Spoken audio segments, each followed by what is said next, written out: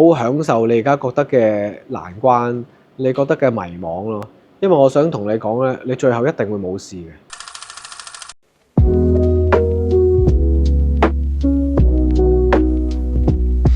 各位青葉嘅朋友，大家好，我係張繼聰。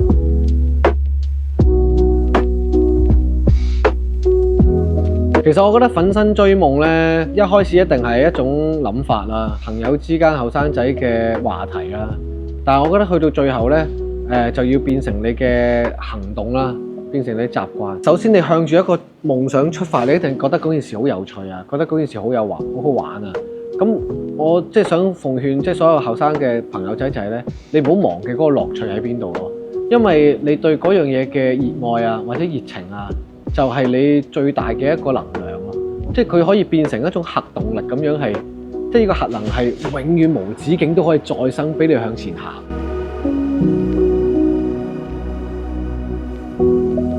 咁當中即係一定會面對好多，開始會出現好多考驗嘅，就係可能好多負面嘅聲音啊。但係我覺得永遠都要記住，你覺得好正，好好玩，正都係唔食飯都要玩啊，唔瞓覺都要玩啊，做任何嘢都好啦。你揾到呢一個最高嘅一種激情咧，一種熱情咧，其實佢就係你嘅明燈咯。如果你真係好覺得好享受咗一件事咧，都會攰嘅，都會有情緒嘅。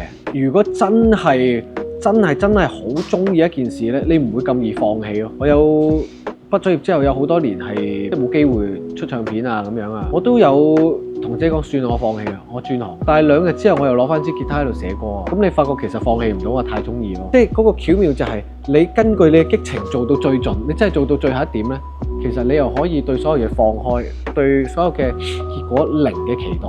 咁我覺得生命就會帶你去下一個 chapter。堅持啊，定係執着啊？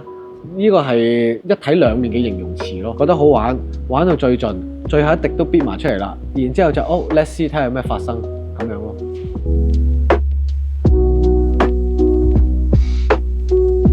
學習係好有趣啊！我想學嗰啲我都學過晒㗎。即係譬如我40歲開始學跑步咁樣啦，咁都短短2年都跑到一個，我覺得哇，其實都快過好多年輕人嘅時間㗎啦。我都會不停學習咯。我到而家仲會睇好多關於表演上嘅書啊，每一次都仍然會抱住學習同埋實驗嘅心態啊。我仍然都好主動去同一啲我覺得好叻嘅人合作啊，去觀察人哋點解會咁叻啊。我仍然會咁樣。一件事發生咧，其實嗰個事件咧係冇特定嘅意義嘅，但係你嘅心態就決定咗你會點睇呢個風景。咁陽光普照，你可以覺得係好開心嘅陽光普照，但係有啲人覺得哇好憎好曬，烏雲蓋頂落曬雨咁樣，望住個山，你覺得唉好掃興啊落雨。但係如果落雨，你望住個山或者望住啲森林，有一種靜寂喺度。其實個景係一樣咯，但係睇你用咩心態咯。而家大家都好似經歷咗好多無常嘅，你所講有好多嘢我都改變咗，我以前唔係咁喎，我而家要咁樣。咁呢個以前唔係咁，而家係咁，究竟係好定係唔好咧？其實都係由你去發掘。但係我都好希望鼓勵大家，生命係充滿禮物嘅。但有陣時有啲禮物係嗰張花紙係好核突嘅，拆到最後嗰份都係禮物嚟嘅。嗰個花紙唔靚係報紙嚟嘅，係唔知咩嚟嘅，你就覺得哇，我就唔拆咯。我覺得你要笑住拆，拆到最後你都會覺得哇咁靚嘅原來份禮物。我覺得一定要保持咁樣咯。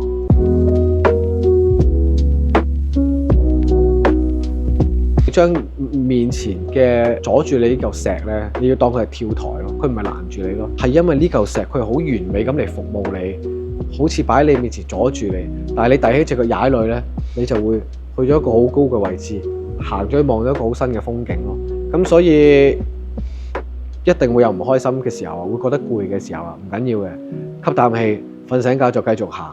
人只要繼續行，繼續保持正面咧，第日你就會多謝你自己好彩發生呢件事，好彩我捱過呢件事，我行過呢件事，因為呢個就係你嘅資產。